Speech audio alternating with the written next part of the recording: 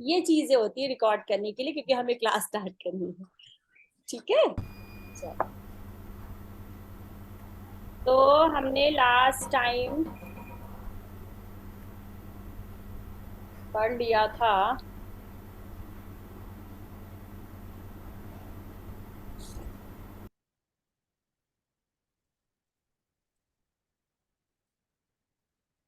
ये देखिए, सॉरी, ये मैंने बोला था ना मैं स्लाइड डाल दूंगी, तो ये मैंने डाल दिया है आप लोगों के लिए कि कौन से ग्रह से यहाँ पे, ये देखिए 1 2 3 4 5 6 8 9 तक नंबर लिखे हुए हैं। तो उस तरीके से ये उसी ग्रह के हिसाब से ये नंबर समझिएगा। ठीक है, तो यहाँ 4 नंबर यानी बुध में जो है वो 2 चीजें हैं ग्रीन में, और भी बहुत सारी चीजें हैं, लेकिन स्पेशली जिन जिन चीजों के बारे में आपको ज्यादातर पता है, और ये जो कुल्थी के बारे में बोला था दैट इज कॉल्ड हॉर्स ग्राम। ठीक, तो शायद कई लोगों को पता होगा और कई लोगों को नहीं पता होगा कि मैंने यहाँ पीछे लिखा भी है। मसूर है क्या ये, साबुत मसूर? साबुत मसूर जो है वो ये आपका बुध का है, मरकरी का। मसूर नहीं, सॉरी, नहीं नहीं। हाँ साबुत मसूर जो है ये आप इसका ले लेंगे, क्या नाम है, सन से, मंगल का। मंगल का। ठीक है, मसूर की नहीं, दाल नहीं। भी ले सकते हो, साबुत मसूर भी ले सकते हो। सन में आता है। कौन सा ठीक रहेगा? मैं सन में भी तो मसूर आता क्या कह रहे हैं? सन में है, मसूर सन में भी आता है। नहीं नहीं, मसूर सन में नहीं आता है, गेहूं आता है सन में। गेहूं। ठीक है, इसलिए मैंने 1 2 3 2 नंबर पे राइस है। अच्छा, ये शुक्र जो है, शुक्र की बहुत बड़ी रेमेडी जो है वो आपका चना है, भुना हुआ चना। यहाँ पे चने की दाल है गुरु के लिए। तो कैसे लेना है, कितना क्वांटिटी लेना है? नहीं नहीं, वो अलग बात हो गई। आपको जो दान करना है, देखिए दान की तो पहली बात कोई क्वांटिटी नहीं होती है। ओके। दान में श्रद्धा होती है, दान में श्रद्धा होती है, क्वांटिटी कुछ नहीं होती। अगर क्वांटिटी की बात होती तो श्री कृष्ण जी ने मुट्ठी भर अनाज भी वो फल वाली को नहीं दिए थे, चाहे 2 4 दाने। ओके। ठीक, और उसका पूरा घर, उसकी पूरी कोटरी टोकरी जो थी वो हीरे जवाहरात से भर गई थी। और आपको एक और कहानी पता होगी कि उन्होंने एक चावल दाने से तो खा करके पूरे ऋषि मुनियों का पेट भर दिया था। तो अन्न जो होता है, या जिस चीज का भी आप दान कर रहे हैं या ग्रहण कर रहे हैं, उसमें श्रद्धा इंपॉर्टेंट रखती है, क्वांटिटी इंपॉर्टेंट नहीं रखती। और वो जो अलग अलग दान बोलते हैं, तुला दान, वो अलग रेमेडी हो गई कि आप अपने वजन के बराबर, आप, क्योंकि वो रेमेडी पार्ट में अलग से आएगा कि आप अपने वजन के बराबर किसी चीज का दान करें। एवरीवन म्यूट योरसेल्फ, क्योंकि बहुत आवाज आ रही है। म्यूट कर लीजिए प्लीज। ठीक है, तो ये चने की दाल हो गई, और यहाँ पर आप राइस भी, ये देखिए शुक्र में चना, श्याम मूंग, जैसे यहाँ पे हरी मूंग होती है तो काली मूंग भी होती है। और चावल, चावल भी कई तरीके के होते हैं, तो यहाँ पे व्हाइट चावल 6 नंबर पे, वो मैंने ऐड नहीं किया है, उतना हर किसी को पता होगा।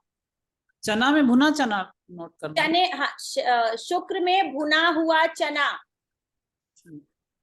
शुक्र में क्या है, भुना हुआ चना आपको लेना है। इसमें क्या, इसमें आप ये कंज्यूम भी कर सकते हैं, खा भी सकते हैं और दान भी कर सकते हैं। जिसका भी शुक्र कमजोर है वो भुने हुए चने खाए। कुल्थी का क्या बताया आपने इंग्लिश में? ये हॉर्स ग्राम। व्हाट नाम? गूगल में डालिए, आजकल गूगल बाबा सबसे ज्यादा ज्ञानी है। ये होते हैं काले चने। ठीक है, और ये है काले चने। और ये है साबुत उड़द, काले वाले जो होते हैं। ठीक है, ये राहु की रेमेडी है, ये दोनों राहु की रेमेडी है। ये सब काले उड़द किसके हैं? राहु की, ये देखिए ना लिखा हुआ है, ओके ओके, काले काला चना और उड़द। साबुत उड़द। हाँ, और कई लोग शनि में भी करवाते हैं, तो शनिवत राहु आपने पढ़ाई है, तो शनि में सारा काला अनाज आप दे सकते हैं, सारा काला अनाज, जो भी काला अनाज है, चाहे वो चाय की पत्ती हो या फिर कॉफी हो, तो ये सारी चीजें आप राहु और शनि दोनों में कर सकते हैं। पूजा, बट खाना है या देना है वो तो चार्ट पर हाँ, मैंने यहाँ पे वो अभी पार्ट आएगा कि खाना है या देना है। देखो, पहली बात, बहुत सारे ज्योतिषों का मत है, या बहुत सारे स्पेशली लाल किताब ऐसा बोलती है कि आपके जो उच्च ग्रह हैं उनका दान नहीं करो, ठीक है, और जो नीच ग्रह हैं उनका आप सेवन करो। बट ऐसा मैं नहीं मानती, पर्सनली ऐसा नहीं मानती हूँ, और मैंने, क्योंकि मेरा थोड़ा मत अलग है, आपको ऐसा कुछ भी नहीं है कि अनाज दान करने से आपके ग्रह की शक्ति कम हो जाएगी। लाल किताब वैसे एक दैवीय पुस्तक है, दैवीय पुस्तक है, ये सच है, लेकिन कुछ चीजें है ना, कहीं से आपका मतभेद होता है। तो आपके पास अगर ऐसा होता तो जो राजा महाराजा लोग हर समय चीजें दान करते रहते थे, तो उनका फिर तो सबसे पहले एनर्जी खत्म हो जानी चाहिए प्लैनेट्स की। क्योंकि आप देखिए, गुरुद्वारा में जाइए, वो कुछ नहीं मानते, आपकी कुंडली नहीं मानते, किसी ग्रह को किसी एस्ट्रोलॉजर के पास, वो पर्सनल किसी का चॉइस हो तो वो किसी एस्ट्रोलॉजर के पास जाएंगे, लेकिन गुरुद्वारे में आपने किसी सिख भाई बहन को देखा है कि वो कुंडली लेकर विचार करते हो और विवाह करवाते हो? उनका सबसे बड़ा धर्म क्या है? सेवा और अन्न का दान, सेवा और अन्न का दान। तो उनको तो सबसे ज्यादा गरीब होना चाहिए। फिर मंदिरों में लोग जो दान करते हैं, तो ये इस चीज से मैं बिल्कुल भी सहमत नहीं हूं कि आपको दान नहीं करना। आपकी जो श्रद्धा हो आप वो दान करो। किसी का आप पेट भर रहे हो, किसी जरूरतमंद को आप सामान दे रहे हो, वो आपका ग्रह अच्छा है या बुरा, उससे कुछ मतलब नहीं है। आप प्रकृति की चीज ले रहे हो, प्रकृति में ही किसी को दे रहे हो। और रही बात इन सब चीजों का सेवन करने की, तो सेवन कभी कभी नुकसान करता है। जैसे कि अगर आपको आपका चंद्रमा पीड़ित है, यानी कि चंद्रमा पीड़ित इन द सेंस कि कफ रिलेटेड प्रॉब्लम है, तब वहां पे बोला जाता है आप दान करिए, सेवन नहीं करिए। अर्थात आप दूध मत लीजिए, छाछ मत लीजिए, दही मत लीजिए, चावल मत खाइए, या फिर जब रात होती है तब आप इन चीजों का सेवन मत करिए। तो वो इंडिविजुअल हॉरोस्कोप पे होता है कि आपको इस चीज की ऑलरेडी, जैसे पीछे हमने पढ़ा था कि वात पित्त कफ, तो वहां पे किस चीज का दोष को बैलेंस करना है, उस दोष को बैलेंस करने के लिए उन अनाजों का सेवन करने के लिए मना किया जाता है। दान तो आप कुछ भी कर सकते हो, दान में कोई रिस्ट्रिक्शन नहीं है कि आप ये दान मत करो, वो दान मत करो, आपका ये उच्च का है तो दान मत करो। मैं इसके मत में नहीं हूँ। चलिए एक सिंपल सा क्वेश्चन था, मतलब या तो आप बाद में पढ़ाएंगे हमारा कौन चार्ट में कौन सा प्लैनेट वीक है या किस पे हमें वर्क करना चाहिए, कैसे मतलब? जी हाँ, बिल्कुल, ये सब हम जब प्रैक्टिस में करेंगे ना, अभी तो सिर्फ हम रूल्स पढ़ रहे हैं कि भाई हम किससे क्या देखेंगे, तो वो तो मैं आप लोगों को बताऊंगी कि भाई कौन सा प्लैनेट वीक है, वो यही सारी चीजें तो हम पढ़ रहे हैं कि कौन सी डिग्री होगी, उच्च का है, नीच का है, मित्र का है। अब ये देखिए, जो ये आज का चैप्टर है जो लास्ट मैंने पढ़ाया था कि कौन सा ग्रह किसका मित्र है और किसका शत्रु है, ठीक। तो उसके बाद फिर मैंने बोला था कि अभी नेक्स्ट स्लाइड नहीं पढ़ाएंगे क्योंकि वो ज्यादा हो जाएगा, क्योंकि आपको पहले ये याद होना चाहिए शत्रु, मित्र और सम। मैम, राहु और केतु की मित्र शत्रु का नहीं राहु और केतु की मित्रता और शत्रुता नहीं लेंगे, ठीक है। स्पेशली मैं नहीं पढ़ाऊंगी क्योंकि मैं खुद उस चीज को नहीं फॉलो करती हूँ, तो मैं, आप स्वतंत्र हैं, आप, मैंने पहले दिन से ही बोला है, आप सब स्वतंत्र हैं राहु केतु की मित्रता शत्रुता लेने के लिए। राहु केतु के को बाकी चीजों में दृष्टि भी लेना चाहें तो आप ले लें। दीदी सभी लोगों से एक रिक्वेस्ट है मेरा कि लास्ट में क्वेश्चन करें, नहीं, आप आप पढ़ा सही कह लीजिए। रहे हैं, बिल्कुल सही कह रहे हैं कि लास्ट में ही क्वेश्चन करें तो ज्यादा बेटर होगा। आप सब लोग, ये बिल्कुल सच है कि आप लोग लास्ट में ही क्वेश्चन करें। अपने क्वेश्चन लिख ले, मैं सारे क्वेश्चंस के आंसर दूंगी। चलिए अब क्लास स्टार्ट करते हैं। कि ये हम लास्ट टाइम हमने पढ़ लिया था कि सन के कौन से मित्र हैं और उसका रूल भी बताया था आपको। आप या तो ऐसे लर्न कर लीजिए या आपको इजी लगे तो आप ऐसे लर्न कर लीजिए। अगर आप ऐसे लर्न करेंगे तो आपको बाकी चीजें भी लर्न हो जाएंगी कि किसी भी ग्रह की मूल त्रिकोण राशि से। ठीक, तो यहाँ पे 2, 4, 5, 8, 9, 10, 8, 9, 12 भाव में बैठे हुए जो ग्रह हैं वो आपके मित्र हो गए। और उसकी उच्च राशि उसी तरीके से 3, 6, 7, 10, 11 भाव के भाव में जो राशि है उसके लॉर्ड आपके शत्रु हो गए। तो उसी पैटर्न से ये सारी चीजें आपको निकाल करके दी गई है। अब इसके अलावा इसके बाद आता है कि एक नैसर्गिक मित्रता हो गई कि इन ग्रहों के साथ नैसर्गिक यानी नेचुरल, और हमारी लाइफ कभी एक पटरी पे तो नहीं चलती, ऐसे ग्रह भी कभी एक पटरी पे नहीं चलते हैं। ग्रहों को समझना है तो अपने जीवन के साथ जोड़ लीजिए। जैसे हम बर्ताव करते हैं ग्रह बिल्कुल वैसे ही बर्ताव करते हैं, या फिर आप ये कह सकते हैं कि ग्रहों के असर के हिसाब से हम बर्ताव करते हैं। दोनों एक जैसी बातें हैं। कभी कोई हमारा परमानेंट शत्रु नहीं होता, कभी कोई हमारा परमानेंट मित्र नहीं होता, सब कुछ सिचुएशनल होता है। तो ये हो गई हमारी नेचुरल चीज कि इसके साथ ये इंसान या ये ग्रह मित्र है, शत्रु है और सम है। इसके बाद आती है ग्रहों की तात्कालिक मित्रता। ग्रहों की तात्कालिक मित्रता। तात्कालिक मित्रता का क्या मतलब होता है कि भाई आज तो मैं आपके साथ मित्र हूं, ये मेरा नेचुरल प्रोसेस है, या मैं शत्रु हूं या सम। लेकिन क्या वही रूल हर किसी के लिए अप्लाई हो सकता है? क्योंकि इतने हॉरोस्कोप हैं तो पॉसिबल कैसे है? अगर आपको डेप्थ में सच में प्रेडिक्शन समझनी है तो क्या ये इतना आसान होगा? तो क्या है, ये एक कुंडली लगाई है मैंने।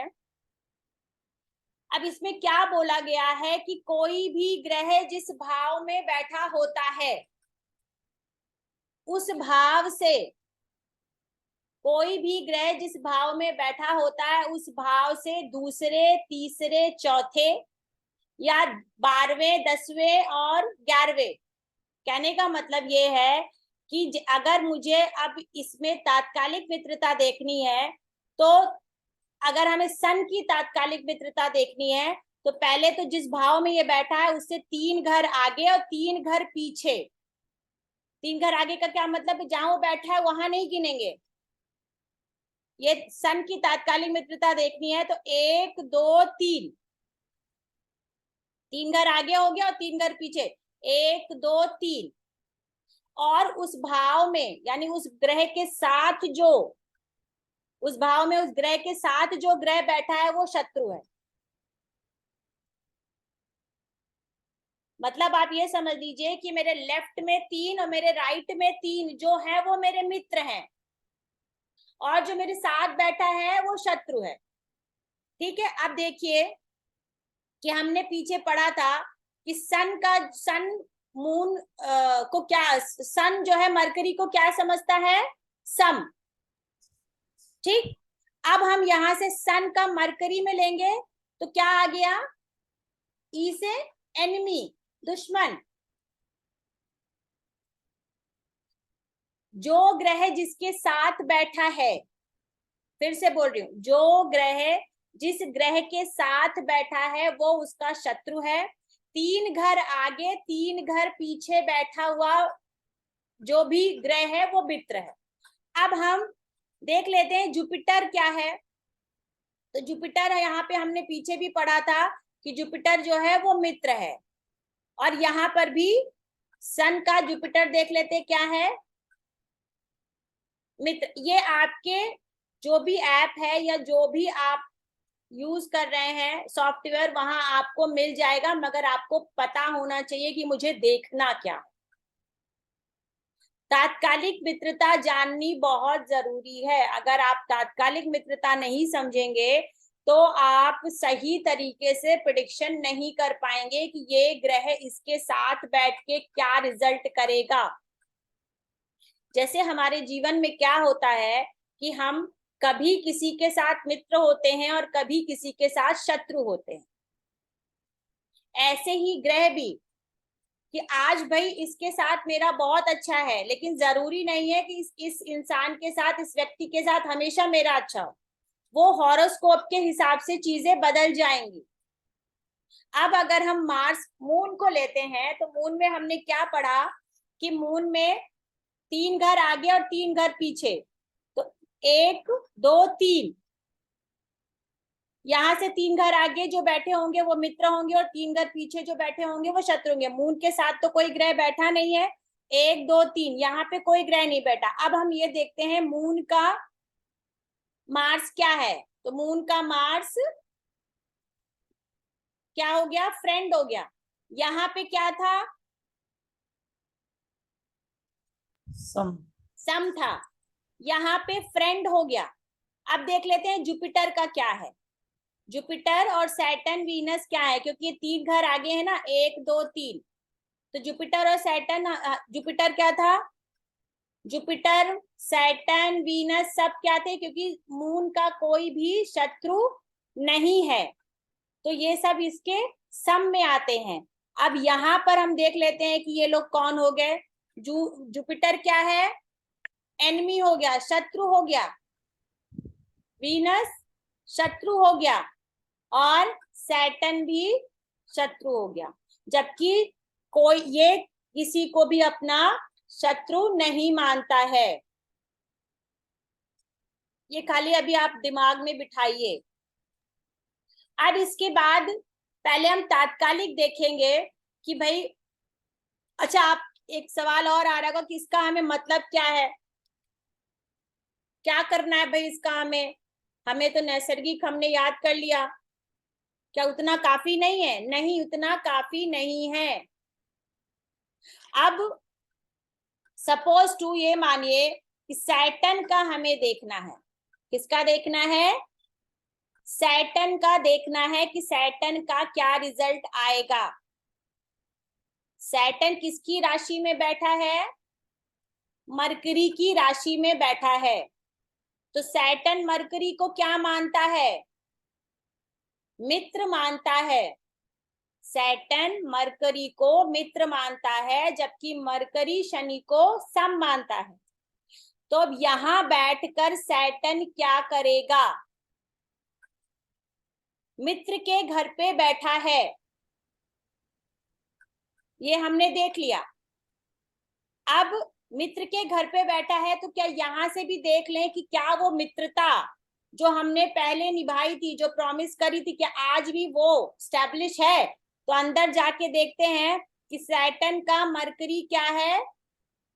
मित्र है। यानी जो मित्रता, हम मित्रता की बात कर रहे थे, अभी भी वो मित्रता बनी हुई है, क्योंकि ये इससे 3 घर आगे है। तो सैटर्न बहुत अच्छा रिजल्ट देगा। अब जुपिटर पे आ जाते हैं। जुपिटर और सैटर्न, जुपिटर किसकी राशि में बैठा है? जुपिटर बैठा हुआ है मरकरी की राशि में। अब जुपिटर और मरकरी का संबंध देख लेते हैं। तो मरकरी को क्या मानता है? शत्रु। शत्रु मानता है। तो ये शत्रु के घर में बैठा हुआ है, तो इसको क्या करना चाहिए? अब जब इसका समय आएगा तो इस घर को खराब कर देना चाहिए, क्योंकि ये तो शत्रु के घर में बैठा है ना। तो हमने क्या पढ़ा तात्कालिक में कि 7 बैठे वाले ग्रह शत्रु हो जाते हैं और आगे पीछे 3 घर आगे 3 घर पीछे बैठे वाले ग्रह मित्र हो जाते हैं। अभी इसका एक स्टेप और आगे आएगा। तो हम जुपिटर में जाके देखते हैं कि मरकरी के साथ इसकी क्या इस समय सिचुएशनल, इस नेटिव के चार्ट में ये जो रूल बता रही हूँ, रूल्स हर किसी की कुंडली में लगेगा, लेकिन कौन सा ग्रह कहाँ किसके साथ बैठा है वो अलग हो जाएगा। तो ये कहाँ है, अब यहाँ पे ये मरकरी का मित्र हो गया। अब इसने मरकरी को मित्र मान लिया है, अर्थात जुपिटर का समय जब आएगा दशा या अंतरदशा, तब इस भाव का वो बुरा नहीं करेगा। थोड़ा सा टफ लग रहा होगा, लेकिन आप प्रैक्टिस करोगे आपको समझ आ जाएगा। अब इसके बाद आती है पंचधा मैत्री, कि भाई यहाँ पे जो हमने देखा शत्रु और मित्र वाला कॉन्सेप्ट, वो एक्चुअल में लागू हो रहा है कि नहीं, ये थर्ड स्टेप है। ये थर्ड स्टेप है, कोई भी आपको नहीं बताएगा, कोई नहीं बताता है इतना डेप्थ में कि आपको यहाँ तक जाकर के देखना है, तब जाकर के आपको एक्चुअल में समझ में आएगा ये ग्रह अपनी दशा अंतरदशा में क्या रिजल्ट देगा। जो हमने नैसर्गिक पढ़ा है वो वाला रिजल्ट देगा, या फिर ये जो इसके चार्ट में लग रहा है वो रिजल्ट देगा। तो पंचधा मैत्री क्या होती है, 5-fold फ्रेंडशिप। अब इसके रूल्स देख लेते हैं कि इसके रूल्स क्या हैं। इसके रूल्स ये हैं कि जब कोई भी नैसर्गिक मित्रता शत्रुता, तात्कालिक मित्रता शत्रुता, नैसर्गिक का मतलब जो हमने नेचुरल पढ़ा हुआ था, तात्कालिक जो हमने अभी लास्ट स्लाइड में पढ़ा, को साथ लेकर के हमें मिलती है। क्या साथ में लेके मिलती है कि दो ग्रह आपस में नैसर्गिक रूप से मित्र हो। जब दो ग्रह आपस में नैसर्गिक रूप से मित्र हो और तात्कालिक रूप से भी मित्र हो, तो वो क्या कहलाते हैं, अधिमित्र, यानी कि उनकी फ्रेंडशिप पक्की है। अब वो जब रिजल्ट देने वाले हैं तो कहते हैं ना एक्सीलेंट रिजल्ट आएगा। आपको बताऊंगी अभी लास्ट में कैसे देखेंगे। अब उसके बाद क्या है कि दो ग्रह, अब इसको आप क्या करिएगा कि पेज में ये आपके पास रहेगा, लेकिन प्रैक्टिस के लिए आप एक पेज में लिखिएगा मित्र प्लस मित्र इज इक्वल टू अधिमित्र, यानी पक्की फ्रेंडशिप हो गई।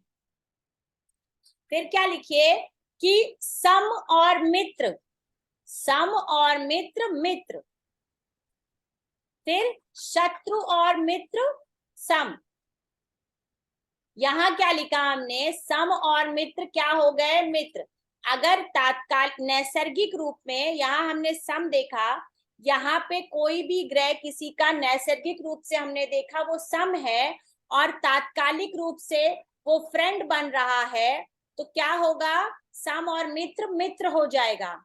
शत्रु और मित्र, एक तरफ से शत्रु आया, मानिए कि हम सन और किसका निकाल रहे हैं, वीनस का या सैटर्न का, तो ये नैसर्गिक रूप से क्या है, शत्रु है। यस। लेकिन तात्कालिक रूप से ये मित्र बन गए, तो अब ये एक दूसरे के क्या हो जाएंगे, सम हो जाएंगे। अर्थात जो हमें दिख रहा है कि ये बहुत बुरा करने वाले हैं, एक दूसरे की बैंड बजा देने वाले, एक दूसरे के हाउस को खराब कर देने वाले हैं, तो ये खराब नहीं कर रहे हैं, ये न्यूट्रल है। ना तू मेरा खराब कर, ना मैं तेरा खराब करता हूं। अब उसके बाद क्या है कि शत्रु प्लस शत्रु, जैसे हमने मित्र प्लस मित्र लिया था, ऐसे ही शत्रु प्लस शत्रु क्या हो गए, अधिशत्रु। अब दो शत्रु मिल गए, तात्कालिक में भी शत्रु और नैसर्गिक में भी शत्रु, तो फिर तो कहीं से कोई रियायत नहीं है उस भाव की। अब तो वो खराब करके ही मानेगा। फिर क्या है, सम प्लस शत्रु, जैसे यहाँ क्या था, सम प्लस मित्र इज इक्वल टू मित्र, वैसे ही सम प्लस शत्रु इज इक्वल टू शत्रु। अब इसको लगा के देख लेते हैं कि कैसे लगेगा। तो अब हमने क्या पढ़ा, 3 घर आगे 3 घर पीछे, तो जुपिटर का लेते हैं, ज्यादा समझ में आएगा। जुपिटर का लेते हैं, तो जुपिटर में क्या देखेंगे, 1 2 3, 1 2 3। तो पहले हम मून को लेते हैं, तो मून 3 घर आगे हो गया। तो जुपिटर मून का, यहाँ देखिए जुपिटर में आइए, जुपिटर मून को क्या मानता है? मित्र मानता है। नैसर्गिक में लिख लीजिए कि मित्र है। अब जुपिटर की जब आप निकालोगे तो किसी भी हॉरोस्कोप में, तो नैसर्गिक रूप से तो मित्र हो गया। अब पंचधा मैत्री में जब आएंगे या तात्कालिक मैत्री में हम जब देख रहे हैं कि जुपिटर का मून के अंदर, आप रिजल्ट देखो कि जब जुपिटर का मून में या मून का जुपिटर में रिजल्ट क्या आएगा, तो हम क्या देखेंगे कि भाई ये इसके साथ क्या हो गया है, यहाँ पर यहाँ पे क्या दिखा रहा है? शत्रु। अब हम और डेप्थ में जाएंगे कि एक तरफ मित्र एक तरफ शत्रु, तो क्या लिखा है यहाँ पे? एक तरफ शत्रु और एक तरफ मित्र, अब दोनों क्या हो गए? सम। तो जब जुपिटर में मून कैसे आया वो नहीं पता चला। क्या मैडम? मून देखिए फिर बताती हूँ, सुनिए फिर बताती हूँ। जुपिटर का तात्कालिक मैत्री हम देखेंगे। अब आप ये देखिए कि सपोज टू जुपिटर की महादशा लगी और मून का अंतर आया, या मून की महादशा लगी और जुपिटर का अंतर आया, कि अब इन दोनों का रिजल्ट क्या देखना है। हम कहेंगे कि जुपिटर और मून तो भाई हमने नैसर्गिक मित्रता देख ली और प्रेडिक्शन कर दी, भाई अब दोनों का तो बहुत अच्छा है, दोनों नैसर्गिक रूप से मित्र हैं, और आपका टाइम माइंड ब्लोइंग जा रहा है। अब पता चला वो बंदा कह रहा है मेरा तो ऐसा कुछ हो ही नहीं रहा, आपने तो प्रेडिक्शन करी थी कि भाई दूसरे भाव में, अब मून दूसरे भाव में एग्जॉल्टेड होके बैठा है, वो एक अलग बात है। लेकिन इन दोनों के अंतर में या महादशा में क्या रिजल्ट आएगा? तो इन दोनों के अंतर में क्या आएगा? जुपिटर और मून का संबंध जो है वो यहाँ पे क्या हो गया है, तो देखिए आके। तो हम जब पंचधा मैत्री में जाते हैं, एक तरफ से हमको मिला जुपिटर में मून मित्र, एक तरफ से हमको मिला जुपिटर में मून एनिमी।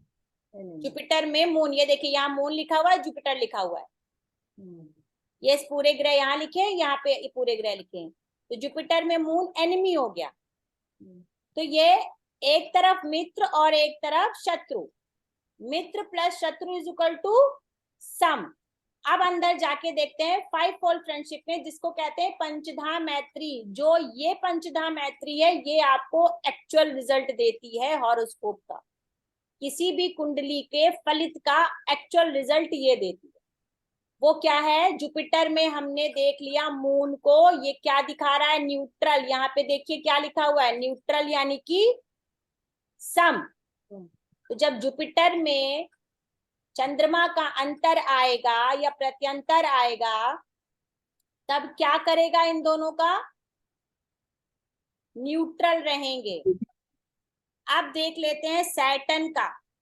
यहाँ तो सैटर्न, यहाँ पे तो न्यूट्रल आया। अब सैटर्न की देखते हैं, इसके साथ क्या रिजल्ट है, इन दोनों का रिलेशन क्या है। तो सैटर्न नैसर्गिक रूप से सैटर्न क्या मानता है? मून को शत्रु, ठीक है, शत्रु मानता है। अब आ जाइए तात्कालिक रूप से क्या हो गया? 3 घर आगे 3 घर पीछे मित्र थे, तो गिन लेते हैं 1 2 3 4, ये चौथे घर में बैठा है, तो क्या हो गया? शत्रु। अब इधर तो कोई बैठा नहीं है, 1 2 3। तो ये अब मून को हम देखेंगे, सैटर्न में मून का अंतर क्या बताएगा, या मून में सैटर्न का अंतर क्या बताएगा। तो आ जाते हैं, देख लेते हैं सैटर्न में मून यहाँ पे क्या बता रहा है? Enemy. Enemy plus enemy is equal to bitter, अति शत्रु।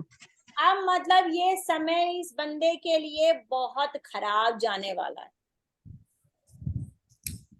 अब कर लो प्रेडिक्शन की दूसरे भाव का बैठा हुआ चंद्रमा बहुत अच्छा रिजल्ट देगा।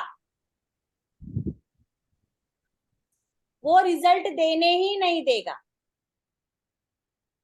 ये जब हम कुंडलियों पे लगाएंगे तब बहुत अच्छे से पता चलेगा कि भाई बताया तो हमको ये था, लेकिन हमको वो रिजल्ट नहीं आ रहा है। तो वो इसीलिए नहीं आता है कि हम इतनी डेप्थ में जाकर के नहीं देखते हैं कि कौन सा ग्रह क्या एक्चुअल में रिजल्ट दे रहा है। हमने समझ लिया कि मून जो है वो हर किसी को मित्र मानता है, तो डेफिनेटली ये मित्र हुआ। लेकिन ऐसा नहीं है, इन दोनों के जब दशा अंतर दशा आएगी तो ये प्रिंसिपल भी आपको लगाना पड़ेगा। ऐसा नहीं कि आप हाउस छोड़ देंगे, बट ये प्रिंसिपल भी आपको लगाना पड़ेगा। यहाँ देख लीजिए, सैटर्न में मून बिटर दिखा रहा है। इसी तरीके से आप लोग अपनी अपनी कुंडलियां निकालिए, ये आपका होमवर्क है। अपनी अपनी कुंडलियां निकालिए और जिसके पास जो भी सॉफ्टवेयर है वहां जाकर के पहले लग्न कुंडली लीजिए और सारे ग्रह लिख लीजिए। 7 के 7 ग्रह, नैसर्गिक मित्रता शत्रुता लिखिए, फिर तात्कालिक मित्रता शत्रुता लिखिए और पंचधा मैत्री। ये आप इसका हेल्प ले सकते हैं कि भाई जो मैं पढ़ रहा हूं या पढ़ रही हूं वो मैच हो रहा है या नहीं। और पीछे के इवेंट्स में जाके देखिए कि जो ये चीजें, आगे का कुछ नहीं देखना है, पीछे का ही देखना है सारा कुछ। आगे जब पीछे का समझ में आएगा, आगे का अपने आप समझ में आएगा कि जो ये टाइम पीरियड मेरा गया या मेरे सगे संबंधियों या पहचान वालों का जो भी गया वो ऐसा क्यों गया।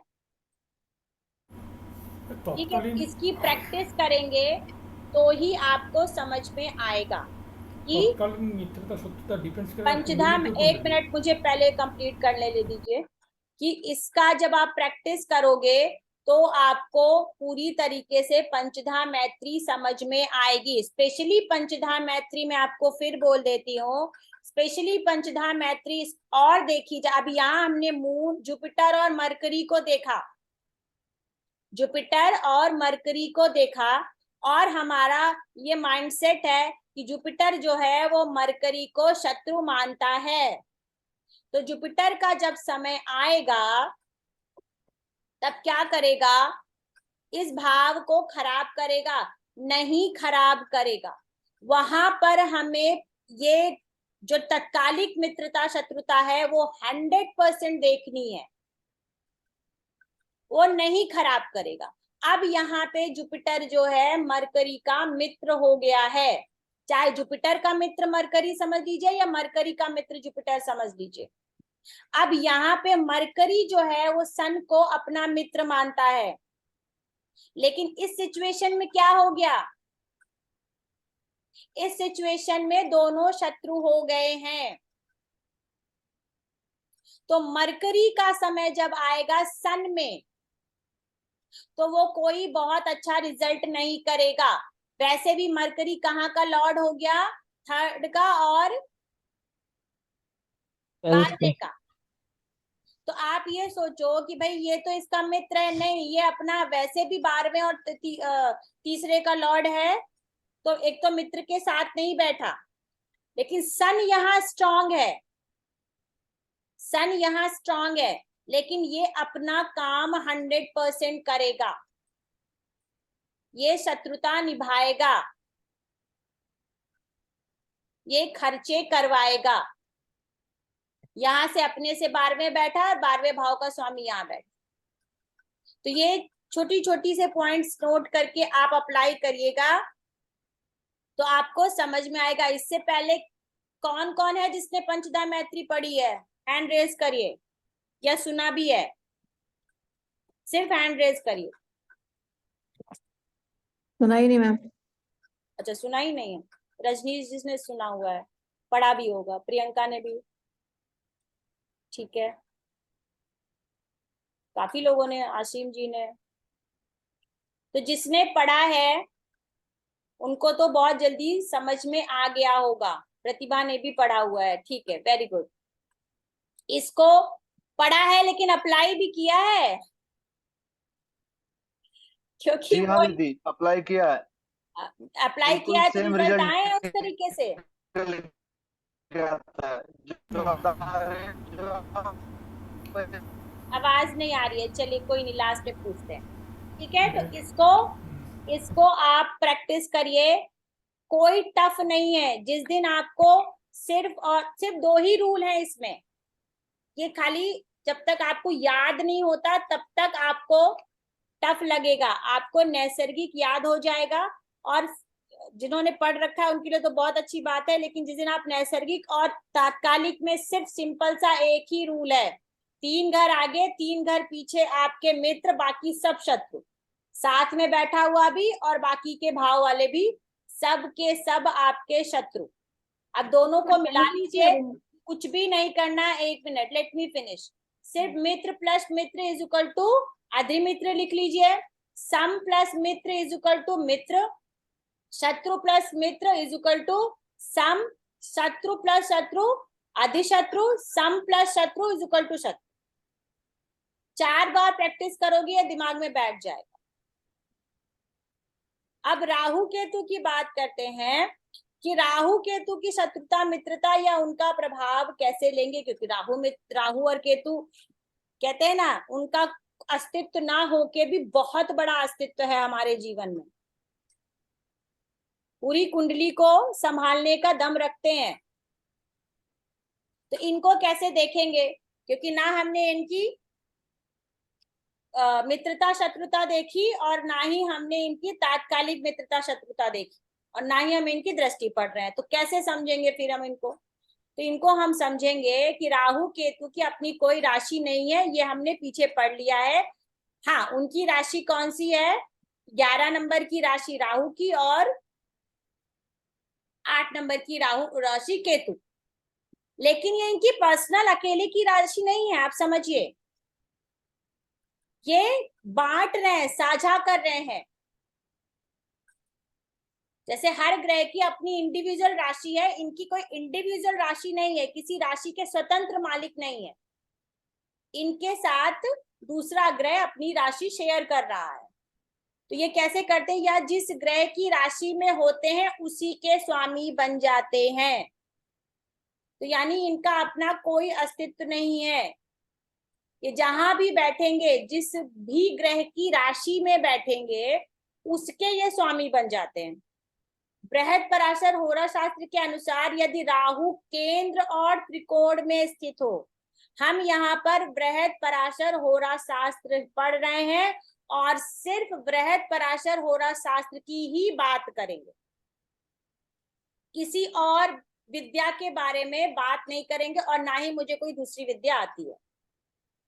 तो वे केंद्र और त्रिकोण के स्वामी के समान कार्य करते हैं, अर्थात हमने पहला पॉइंट पढ़ा कि ये जिस भी ग्रह की राशि में बैठते हैं उसके स्वामी बन जाते हैं। और अगर ये केंद्र त्रिकोण में बैठेंगे तो क्या उसके स्वामी नहीं बन जाएंगे? उसके भी स्वामी ये बन जाएंगे।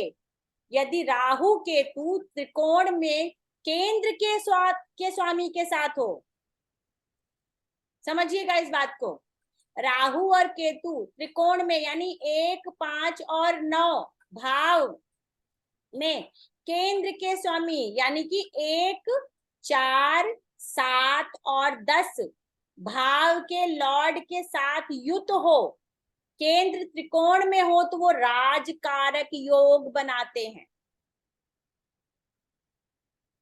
राजकारक योग बनाते हैं। जब हम योगों की चर्चा करेंगे कि कौन कौन से योग बनते हैं, तो इनका अस्तित्व समझिए आप, इनका अस्तित्व कितना बड़ा है। इनके पास कुछ ना होकर, मैंने क्या बोला, ये पूरी कुंडली को बदल सकते हैं, इतना बड़ा अधिकार है इनके पास। इनकी प्लेसमेंट इनको वो अधिकार देती है, ठीक है। और क्या है, त्रिकोण के स्वामी के साथ हो तो राजकारक योग होते। इसके अलावा तीसरे, छठे, 11वें भाव में स्थित हो तो अच्छे परिणाम देते हैं। तीसरे, छठे और 11वें भाव में राहु और केतु हो तो अच्छे परिणाम देते हैं। ये किसी के मित्र नहीं है, किसी के भी शत्रु नहीं है। ये राहु और केतु नैसर्गिक रूप से, समझ लीजिए, नैसर्गिक रूप से ये मैलेफिक प्लैनेट हैं। लेकिन अगर ये केंद्र त्रिकोण में बैठ जाते हैं या केंद्र त्रिकोण के स्वामी के साथ केंद्र और त्रिकोण में बैठ जाते हैं तो ये राजकारक, राजयोग बना देते हैं। राहु के साथ होने पर विशेष परिस्थितियों में सूर्य और चंद्र को ग्रहण होता है। अतः जब भी हम किसी की कुंडली देखें तो ग्रहण दोष, अगर उन दोनों, ये चंद्रमा और सूर्य साथ में है, तो ग्रहण दोष को समझना चाहिए। ये ही आप शत्रुता समझिए या इसको आप मित्रता समझिए। अगर राहु और शनि भी हैं, ठीक है, तो भी आप मित्र नहीं कह सकते। आपने, जिन्होंने कुंडलियां देखी हैं या समझी हैं अभी तक, उन्होंने राहु और केतु का परिणाम देख लिया होगा अगर वो एक दूसरे के साथ बैठे हैं। या राहु अगर शुक्र के साथ बैठा है तो भी परिणाम देखा होगा कि शुक्र का वो क्या परिणाम देता है। तो काहे का मित्र, कोई भी मित्र जैसा व्यवहार वो नहीं करता है। किसी के साथ भी वो मित्र जैसा व्यवहार नहीं करता, वो खाली वैसा व्यवहार करता है जहां जिस भाव का वो स्वामी होता है। ठीक, चलिए अब यहां से हमारा ग्रह को लेकर के खत्म हो गया है। अभी तक हमने जितना भी ग्रह के बारे में पढ़ा था वो ग्रह का सारा चैप्टर खत्म हो गया। अब यहाँ से राशि के बारे में स्टार्ट होगा कि राशियां क्या होती हैं। ऑलरेडी मैं बता चुकी हूँ राशियां कितनी होती हैं, लेकिन उनके बारे में थोड़ा डिटेल में हम समझेंगे। तो यहाँ पे 12 राशियां हैं और इन 12 राशियों का आपको चित्र दिया गया हुआ है समझने के लिए कि वो 12 राशियां कैसी हैं और जीवन में इन चित्रों के हिसाब से हम क्या अनुमान लगाएं कि जातक के जीवन में क्या घटित होगा। तो पहली राशि है मेष राशि। पहली राशि मेष राशि, और मेष राशि का चित्र है, क्या होता है, मेढ़ा। दूसरे का वृषभ यानी कि बैल। तीसरे का मिथुन यानी कि 2, एक मेल एक फीमेल। चौथे का कर्क यानी कि केकड़ा। पांचवा सिंह। छठा है एक कन्या जिसके पास एक पौधा है। तुला राशि, तुला राशि में एक व्यक्ति है जिसके हाथ में तराजू है। वृश्चिक राशि बिच्छू का साइन लिए हुए है। धनु राशि में, अब देखिए धनु राशि में लिखा हुआ है कि 0 से 15 डिग्री तक धनुष। देखिए इसको 2 चीज में डिवाइड करिए। पीछे का हिस्सा जो है वो एक घोड़े का शरीर है और आगे का हिस्सा जो है 0 से 15 डिग्री वो धनुष लिए हुए एक मनुष्य है। 15 से 30 डिग्री घोड़े का शरीर है। ये सारी की सारी चीजें इंसान के व्यक्तित्व में नजर आएंगी कि उसका व्यक्तित्व कैसा है।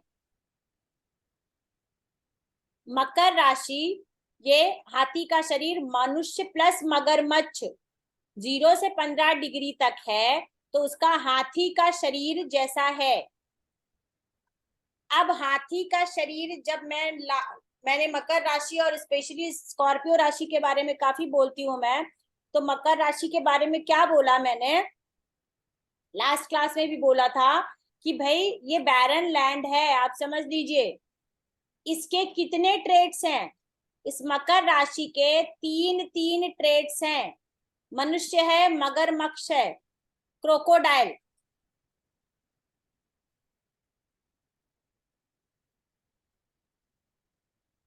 कुंभ राशि, एक मनुष्य, एक मानव जिसके हाथ में घड़ा है और वो जल गिरा रहा है जो उसके पैरों तक जा रहा है।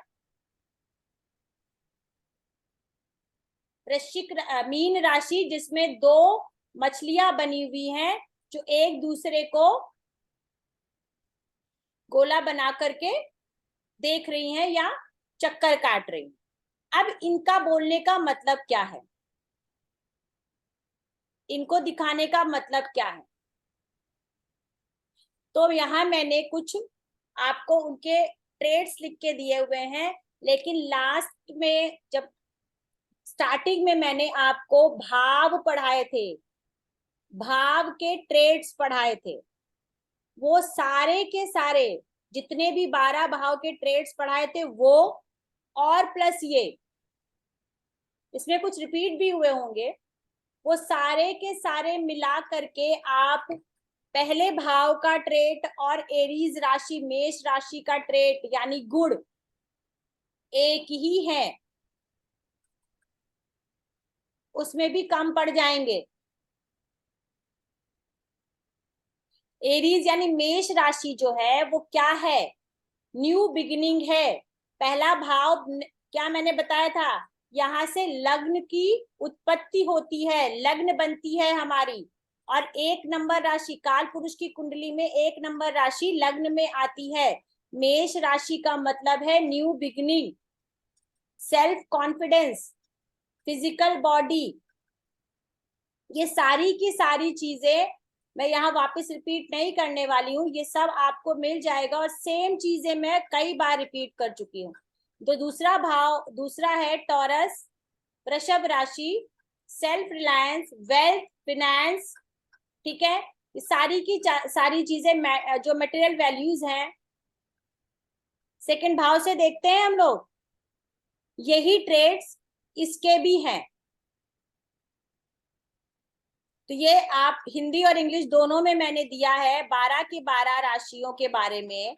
आप इसको पढ़ेंगे तो नहीं समझ में आए कि इसका क्या कौन सा मतलब है, नेक्स्ट क्लास में आप पूछिएगा मुझसे, मैं बता दूंगी, लेकिन इसको आप पढ़ेंगे तो ज्यादा आपको समझ में आएगा। इसको भी पढ़िएगा प्लस पूरे 12 भाव के ट्रेड्स पढ़िएगा, आपको 12 की 12 राशियों का अर्थ पता चल जाएगा कि वो क्या बताना चाह रही हैं। ठीक है, अब हम आ जाते हैं कि जो राशियां हैं उनके अपने जो उनका स्वभाव क्या है,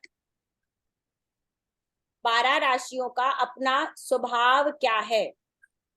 तो 12 राशियों को हमने 4 कैटेगरी में बांटा है। तो उसको क्या कहते हैं, एक है चर राशि, एक है स्थिर राशि और एक है द्विस्वभाव राशि। तो चर राशि में कौन कौन सी राशियां आती हैं, मेष, कर्क, तुला, मकर, 1, 4, 7, 10। चर का मतलब क्या हुआ, चर का मतलब होता है मूवेबल, मूव करना, यानी कि इंसान स्थिर नहीं रहेगा। अब इसका पढ़ने का क्या अर्थ है, ये हम क्यों पढ़े,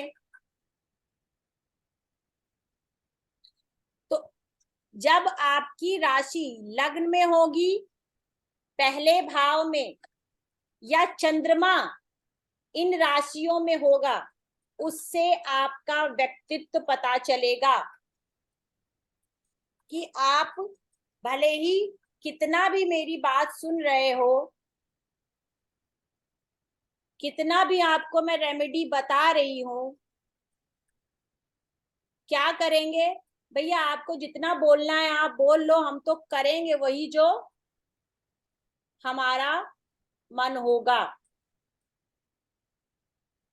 ये कहीं भी स्थिर नहीं होते, लेकिन क्या ये हमेशा बुरा है, नहीं, ये हमारे क्वेश्चंस के अकॉर्डिंग फिक्स होता रहेगा। इंसान का स्वभाव पता चलेगा कि वो उसका स्वभाव कैसा है। अब स्थिर राशि है, अगर किसी को, अगर कौन सी है, वृषभ, अब देखिए वृषभ राशि कहाँ आ रही है, दूसरे भाव में आ रही है, जहां पे हम धन की बात करते हैं। और फिर कहाँ आ रही है, 5 नंबर, विद्या जहां से हम लेते हैं, जहां से हम टैलेंट देखते हैं, जहां से हम क्रिएटिविटी देखते हैं, 5वें भाव में। फिर 8वें भाव में वृश्चिक राशि, जहां से हम रिसर्च करते हैं, किसी भी चीज के बारे में खोजबीन करते हैं, डेप्थ तक जाते हैं।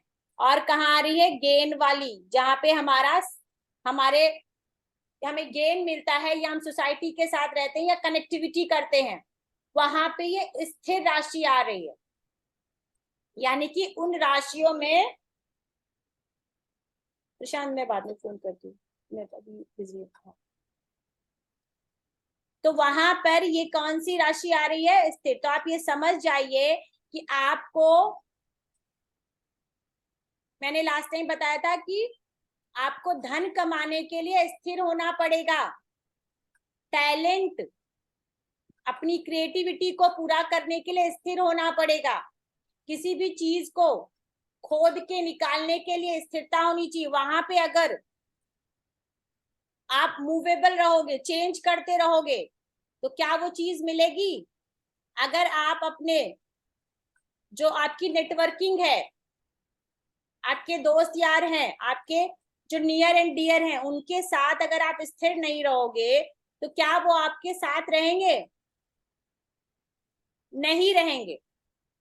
इसका सिर्फ इतना ही इस्तेमाल नहीं है, और फिर क्या आता है इसका, और भी क्या इस्तेमाल है बताती हूँ। द्विस्वभाव राशि 3, 6, 9 और 12, इनमें दोनों तरह के स्वभाव पाए जाते हैं, स्थिर भी होती है और ये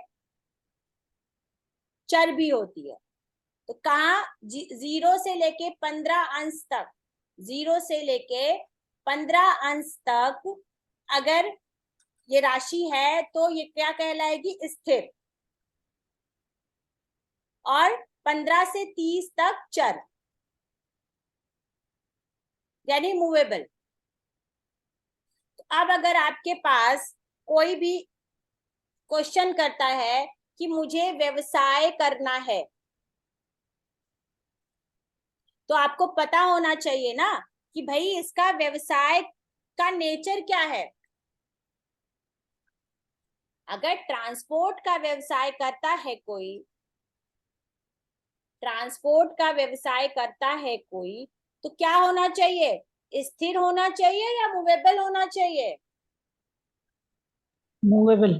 मूवेबल होना चाहिए, क्योंकि गाड़ी एक जगह खड़ी नहीं रहने वाली है, गाड़ी मूव होने वाली है। तो आपको वो देखना पड़ेगा कि यहाँ पे राशि कौन सी है, क्या है, इंसान को आपको कैसे जवाब देना है, व्यवसाय भाव में क्या राशि आ रही है, धन भाव में। अब जिसके भी धन भाव में स्थिर राशि आती है, या धन भाव का स्वामी स्थिर राशि में गया है, अब इंसान चाहे कितना भी पैसा कमाए, लेकिन अगर धन भाव में स्थिर राशि नहीं है, और धनेश भी, धन भाव के लॉर्ड को धनेश कहते हैं, वो भी स्थिर में नहीं है, तो इंसान चाहे कितना पैसा कमाए, क्या होगा? उसका पैसा स्थिर नहीं होगा। अब ये समझ लीजिए, धन भाव में चर राशि है और धनेश भी चर राशि में है, तो पैसा आने से पहले जाने के रास्ते बन जाते हैं। तो ये सारी की सारी चीजें आपको बहुत, अब 10 नंबर पे, 10 नंबर भाव में चर राशि है और दशमेश भी चर राशि में है, तो ऐसा इंसान कभी भी एक जगह टिक कर काम नहीं करेगा। समझ आ रही है इसकी इंपॉर्टेंस क्या है? तो हमें ये देखना पड़ेगा कि अगर कोई जातक हमसे आके सवाल करता है, तो हमें उस भाव में स्थित स्थिर राशि और उस भाव का लॉर्ड प्लस कारक कहाँ गया है, कौन सी राशि में गया है, उसके हिसाब से ही हम बताएंगे कि आपके लिए व्यवसाय ये अच्छा रहेगा, ये चलेगा। क्योंकि आपने तो बता दिया, उसका भी इंटरेस्ट हो गया, लेकिन वो स्थिर रहने वाला व्यक्ति नहीं है, कैसे कर पाएगा काम? कर ही नहीं पाएगा। तो जैसे जैसे हमारे पास सवाल आएंगे, उसी तरीके से ये अप्लाई करते हुए आगे बढ़ेंगे। चलिए, अब इसके बारे में हम पहले भी पढ़ चुके हैं कि ग्रहों के तत्व मैंने बताए थे ना लास्ट टाइम भी। अब यहाँ पे अब राशियों के तत्व भी समझ लीजिए। तो राशियों के तत्व क्या है कि ग्रहों के तत्व भी बताए थे, अग्नि, पृथ्वी, वायु और जल, ये ग्रहों के तत्व। तो अब अग्नि जो ग्रह थे, अब उसमें राशियां कौन कौन सी आएंगी? तो 1, 5 और 9, जैसे हमने पढ़ा था कि मंगल और सूर्य ये अग्नि तत्व के प्लैनेट हैं। तो यहाँ पे 1, 5 और 9 राशि जो है वो अग्नि तत्व की राशि है। 2, 6 और 10 ये पृथ्वी तत्व की राशि है। वायु तत्व में 3, 7, 11 वायु तत्व की राशि है। 4, 8, 12 ये जल तत्व की राशियां हैं।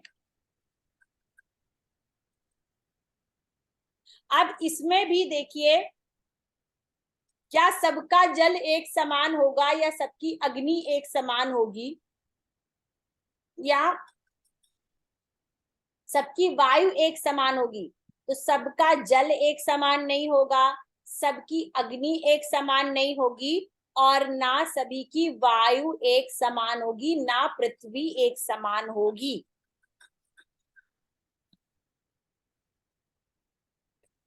अब देखिए मैंने क्या लिखा है, एरीज में हॉट, कैसी अग्नि जो होगी वो कैसी होगी? गरम होगी, जलती ज्वलंत, जो हम अपनी किचन में अग्नि यूज करते हैं ना, या फिर हवन में जो अग्नि यूज होती है वो अग्नि होगी, जलाने वाली अग्नि होगी। सूर्य की अग्नि कैसी होगी? ड्राई होगी, वो कहते हैं सनबर्न हो गया, सनबर्न। और 9 नंबर सेजिटेरियस की कैसी होगी? थोड़ी अहंकार वाली अग्नि होगी। गुरु की अग्नि कैसी होती है? आपको सीधे नहीं जलाती। वो देखा है ना फिल्मों में, या कि कमंडल से जल निकालते हैं और छिड़क देते हैं। तो वो अग्नि कहां से आई? ये वो अग्नि है। तो हर चीज को समझना होगा, हर चीज का डिफरेंस है। अग्नि तत्व का मतलब नहीं है कि सब अग्नि में एक साथ लपेट लो, अग्नि के भी अलग अलग रूप होते हैं। क्रोध की अग्नि अलग होती है, जलाने वाली अग्नि अलग होती है। टॉरस, अर्थ यानी कि पृथ्वी, जो पृथ्वी मैंने जिस स्थिरता की बात करी थी, ठीक है, अभी आप यहां देखिए, टॉरस, वृषभ, बैल, बैल जब कूदेगा तो उसको कैसी कैसी जमीन चाहिए? ठोस, ठोस जमीन चाहिए। तो जी। इसकी जो जमीन होती है वो ठोस होती है, बहुत कठोर होती है, ठोस होती है। कन्या की, कन्या के हाथ में क्या है? एक पौधा है। तो जहां पौधा कहाँ उगता है? ठोस जगह पे, गीली मिट्टी में, कोल्ड। तो वर्गों की, अब इन दोनों के स्वभाव में अंतर समझ लीजिए आप। वर्गों वाला कैसा होगा, उसका जो अर्दी नेचर होगा वो कैसा होगा, और कैप्रिकॉर्न वाला कैसा होगा? Capricorn dry. अब ये ड्राई का क्या अर्थ है? देखिए इधर ये जो पिक्चर बनाए हैं, दिए हैं, वो इसका मतलब ये नहीं। अब इसका इसका क्या है? हाथी का शरीर, मनुष्य प्लस मगरमच्छ। ये जो बंजर जमीन बोली थी ना, मगरमच्छ कहाँ रहता है? पानी में भी रहता है और जमीन बाहर पे। भी रहता है। तो जो कैप्रिकॉर्न राशि है, ये बहुत ही, ये जो इसका जो मिट्टी है, जो हार्ड वर्क है, वो बहुत ड्राई है। इसीलिए यहाँ इंसान को बहुत मेहनत करनी पड़ती है। हाथी का बल, ठीक है, मनुष्य की बुद्धि और मगरमच्छ की चमड़ी। समझ आया कि ये कितना इंसान को रगड़ती है। जो उस दिन मैंने बोला था, ये जिस भाव में आ जाए, उस भाव में से जो भी चीजें आपको लेनी है, तो आपको कितना ज्यादा मेहनत करवाती है। हाथी में कितना बल होता है, हर किसी को पता होगा। भीम के अंदर कितना बल था, 100 हाथियों का बल। तो हाथी का बल कितना होता है, मगरमच्छ की चमड़ी कितनी मोटी होती है, और मनुष्य की बुद्धि। सबसे ज्यादा अगर कोई बुद्धिमान है तो वो मानव है। तो जब आप कर्म करते हो तो आपके अंदर इन तीनों चीजों का समावेश होना चाहिए, बैलेंस में। तब जाकर के आपको ये ड्राई जो जमीन है, अर्थ है, वो नेक्स्ट क्या देता है, गेन देता है। तो आ जाते हैं 3 नंबर। जेमिनाई जो है वो कैसी है, लाइट एयर है,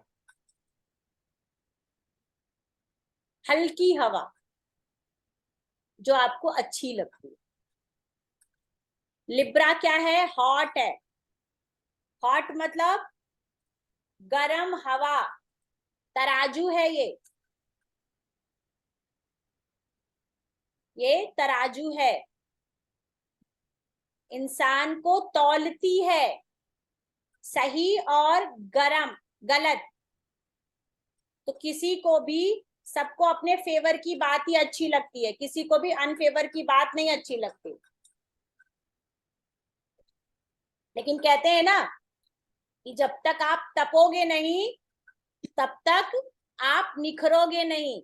जब तक आपको गर्म हवा के थपेड़े नहीं पड़ेंगे, तब तक आपको एहसास नहीं होगा कि लाइट एयर क्या होती है, उसकी इंपॉर्टेंस क्या होती है। और एक्वेरियस क्या है, वेट, गीली मिट्टी। यहाँ पे हमने क्या पढ़ा था कि इसकी भी क्या है, गीली मिट्टी, कोल्ड है, ठंडा। और ये क्या भी है, ये भी वेट है, गीला है। तो 11 नंबर क्या होता है, 11 नंबर जो है वो लाभ का भाव है, वृद्धि का भाव है।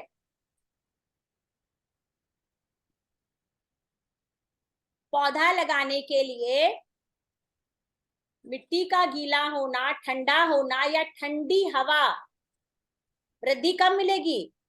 गर्म हवा में कोई पेड़ उगेगा नहीं। या हल्की मंद मंद हवा चलती रहे तो क्या पेड़ उगेगा, नहीं। कहते नहीं, जब देखो बारिश आती है उसके बाद क्या, चारों तरफ हरियाली हो जाती है, यानी क्या हो जाता है, वृद्धि हो जाती है, गेन हो जाता है। वाटर पे आ जाते हैं। ये क्या है, कैंसर का जो पानी है वो कैसा है, ये पानी कैसा है, ये ठंडा है। स्कॉर्पियो वाला मैंने बोला था दलदल, ठीक है, याद है कि दलदल है ये। स्कॉर्पियो कहाँ रहता है, गीली मिट्टी में रहता है। ये वो वाला दलदल वाला वेट है। और ये क्या है, ये सॉफ्ट है। पाइसेस वाला ज्ञान यानी कि सॉफ्ट, हल्का, गंगा जल। ये समुद्र का पानी ले लीजिए, ये दलदल का कीचड़ का पानी ले लीजिए, और ये गंगा जल ले लीजिए। लेकिन ये दलदल का बहुत महत्व है जीवन में। दलदल में ही कमल खिलता है, कहीं और नहीं खिलता। लक्ष्मी का वास कहाँ है, कमल में। तो अगर आपको लक्ष्मी पानी है या जीवन को आगे बढ़ाना है, स्कॉर्पियो राशि का बहुत बड़ा महत्व है, अष्टम भाव में पड़ती है। अष्टम भाव वैसे भी परेशानियों का, मृत्यु का भाव है, जीवन का भी भाव है, तो जीवन भी किसी दलदल से कम नहीं है और ये सत्य है। लेकिन हमें कैसे रहना होता है? उस दलदल में कमल के समान खिले रहना होता है। ये आप लोगों को पढ़ा दिया गया है कि सम और विषम राशियां कौन सी होती हैं, जहां पर हमें देखना था कि कौन सा प्लैनेट की अवस्था क्या है, कि वो बच्चा है, बूढ़ा है या यंग है। तो वहां पे ये भी बताया है, यहाँ पे मैंने राशियां लिखी है, वहां पर मैंने ग्रहों की बात करी थी कि कौन सा ग्रह सात्विक है। अब उसी हिसाब से ये राशियां हैं। देखिए ग्रह पे बताया था कौन कौन है, सन, मून और जुपिटर सात्विक प्लैनेट थे, ग्रह थे। तो अब उनकी राशियां भी सात्विक हुई। सन की क्या है? 5 नंबर लियो, मून की कैंसर, कर्क, और जुपिटर की 2 राशियां हैं। इसी तरीके से बाकी ग्रहों की हैं, मरकरी की भी 2 राशियां यहाँ आ जाती हैं और वीनस की भी। अब यहाँ पे देखिए, यहाँ पे एक राशि और आती है, किसकी? यहाँ पर एक राशि मंगल की आती है।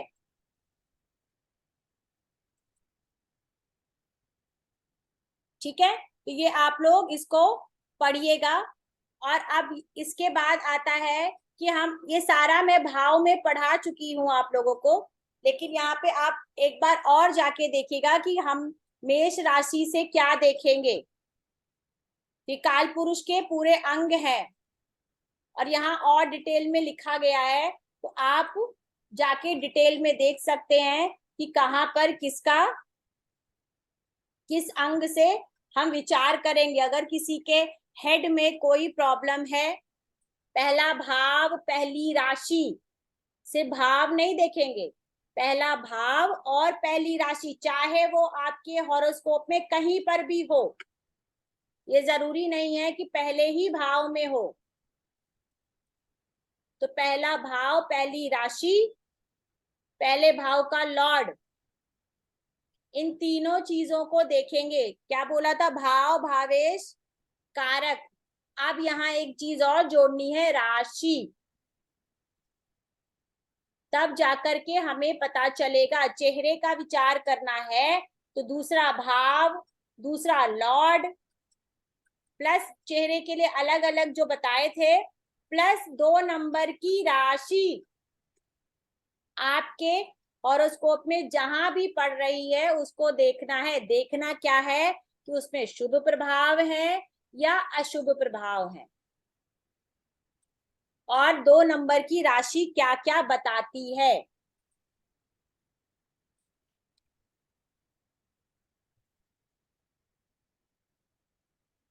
यहीं तक रखूं?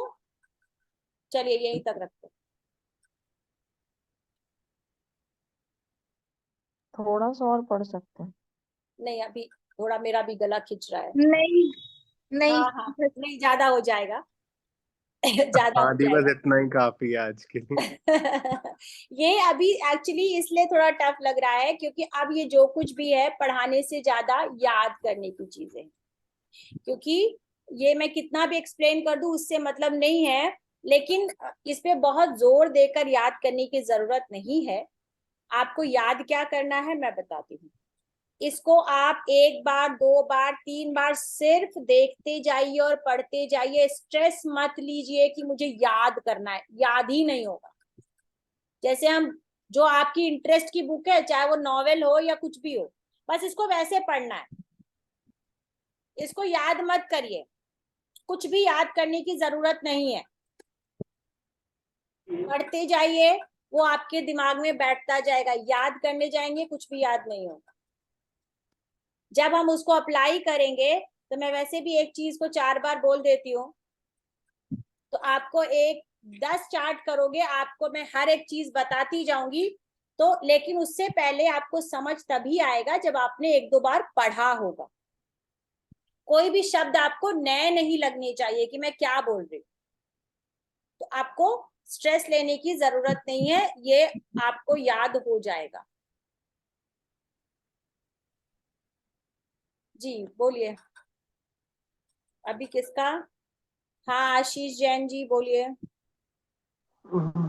मैम वो आपने बताया था ना चंद्र और राहु का, तो वो थोड़ा समझ में नहीं आया था मेरे को। चंद्र और चंद्र राहु राहु था। का, चंद्र और राहु हाँ। का मैंने ये बताया है, चंद्रमा हो, राहु हो, सूर्य हो, अगर ये चंद्रमा राहु की युति है, मतलब यहाँ मैंने सिर्फ राहु की मित्रता और शत्रुता के बारे में बताया है कि आपको उनकी मित्रता और शत्रुता देखनी कैसे है, ठीक है। तो अभी आप सबने सुना होगा कि भाई ग्रहण कौन लगाता है, ग्रहण तो कौन राहु। लगाता है? राहु और केतु ही ग्रहण लगाते हैं। तो अगर वो एक दूसरे के साथ बैठे हैं, युत हैं, तो इसका मतलब है कि वो उससे एफ्लिक्शन में। बस अभी फिलहाल इतना समझिए, ठीक है। जब हम डेप्थ में जाएंगे तब समझ में आएगा कि उसका अर्थ क्या है।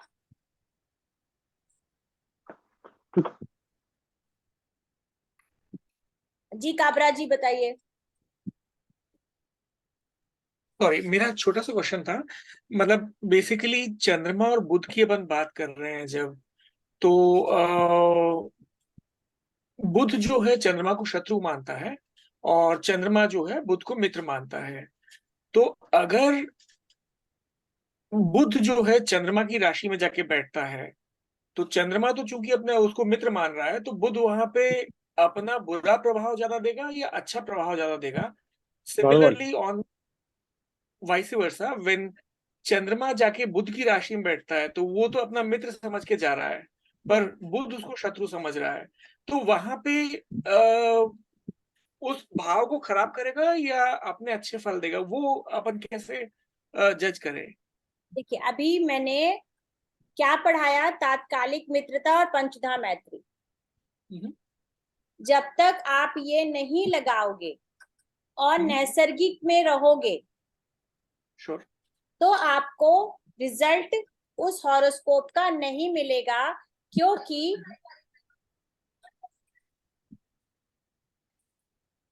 एक सेकेंड सॉरी,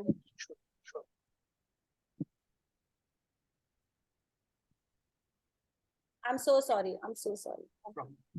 तो अगर आप उसको नहीं लगाओगे तो आपको एग्जैक्ट आंसर नहीं मिलेगा, क्योंकि ये आंसर हर हॉरोस्कोप में अलग होगा। अग्रीड। यहाँ पे एक्चुअली रिलेटेड क्वेश्चन है मेरा। अभी सपोजिंग जैसे नैसर्गिक मित्रता में ये एक, मैं बोलूंगा कि ड्यूअल है, क्योंकि एक मित्र मान रहा है और एक शत्रु मान रहा है। इज इट अ पॉसिबिलिटी कि पंचधा मैत्री में या तात्कालिक मैत्री में भी ऐसा कुछ कॉम्बिनेशन बने कि ये ग्रह दूसरे को शत्रु मान रहा है लेकिन दूसरा इसको मित्र मान रहा है? जब ये दोनों एक दूसरे को शत्रु मान लेंगे, पहली बात समझिए कि जब अगर सपोज टू बुध और चंद्रमा एक जगह बैठा हो, राइट, तो ये शत्रु हो गए पहले से ही, क्योंकि बुध ने किसको शत्रु मान लिया है? चंद्रमा को पहले से शत्रु मानता है, राइट, ठीक है। तो अभी यहाँ पर दोनों की शत्रुता तो बहुत ज्यादा हो गई, अति शत्रु हो जाएंगे। अब ये अति शत्रु हो जाएंगे। अब आपको ये देखना है, ये थोड़ा आगे का पार्ट है, ये दोनों एक दूसरे के लिए शत्रु हैं। अब इन दोनों का जब रिजल्ट देखना है कि चंद्रमा में बुध की दशा अंतरदशा या बुध में चंद्रमा की अंतरदशा, डेफिनेटली गड़बड़ जाएगी। अब एक चीज और देखनी है कि जिसकी राशि में बैठे हैं, ठीक है, जिसकी राशि में बैठे हैं वो नैसर्गिक शत्रु है या मित्र है? ठीक है, ठीक है, ठीक है। तो यहाँ पे दो चीजें अप्लाई करनी है कि पहले राशि देखिए। अब हम कभी कभी ये भी देखते हैं ना कि भाई इसके घर पे आके ये बैठा है, इसके घर पे आके ये बैठा है, राइट। लेकिन अब वो उसका शत्रु भी, सपोज टू मान लीजिए कि ये दोनों किसके, शनि के घर पे बैठे, शनि की किसी एक राशि में बैठे, तो शनि बुध को तो मित्र मानता है नैसर्गिक में, लेकिन चंद्रमा को मित्र नहीं मानता। राइट। अब जब चंद्रमा को रिजल्ट करना होगा, तब आपको और ज्यादा ये देखना होगा कि भाई चंद्रमा जो शनि कहाँ बैठा हुआ है, 3 घर आगे या 3 घर पीछे। पीछे। तब ये बुध का भी, बुध के साथ तो खराब करेगा ही करेगा, लेकिन अगर ये शनि का भी शत्रु हो गया तो उस घर का भी खराब कर देगा। ठीक है, ठीक है। एक रिक्वेस्ट और थी मेरी आपसे जी। कि जब अपन इसके एग्जांपल्स पे आए तो आप से प्रार्थना है कि कोशिश कीजिएगा कि इस पर्टिकुलर कॉम्बिनेशन के 1-2 एग्जांपल्स अपने उसमें रख लें, सो ये दैट आई मीन सारे और के क्लैरिटी। इसके बगैर प्रिडिक्शन ही नहीं हो पाएगी Kabra ji. Right, right, right, example agreed, नहीं, अग्रीड। क्योंकि अभी इसको बताने का अर्थ ही यही था, वरना मैं खाली नैसर्गिक मित्रता शत्रुता पढ़ा के छोड़ देती। नहीं, मैं बिल्कुल मानता हूँ आपकी बात। तो जब भी आप एग्जाम्पल कुंडली करवाएंगे ना, तो उसमें 1-2 ऐसे कॉम्बिनेशन रखने की कोशिश कीजिएगा। सारे के सारे एग्जाम्पल इसी में रहेंगे, क्योंकि जब हम, और स्पेशली वो चार्ट लूंगी मैं जो आपके साथ घटित हो चुका है, राइट, ओके। क्योंकि भविष्य की बात नहीं करेंगे। भविष्य में मैं आपको जो पढ़ाऊंगी आप वही सुनोगे, और मैं वो नहीं चाहती हूँ कि जो मैं पढ़ा रही हूँ खाली आप वही सुनो। Sure, sure. आप अपने चार्ट दीजिएगा, 2-4 चार्ट की, भाई उसमें हम जहां आपके इवेंट्स हो चुके हैं, ताकि आप क्लेरिफाई कर सकें कि ये इवेंट पॉजिटिव हुए या नेगेटिव हुए। ठीक है, ठीक है, परफेक्ट, चलिए। परफेक्ट। जी संत, और कुछ है कपिल जी? बस यही है, इसमें कुछ और मेरे कॉम्बिनेशंस बनेंगे तो मैं आपको पिंग करूंगा जी उसमें। बिल्कुल बिल्कुल। एक मिनट आप लोग, जिस 2 मिनट की मैं आती हूँ।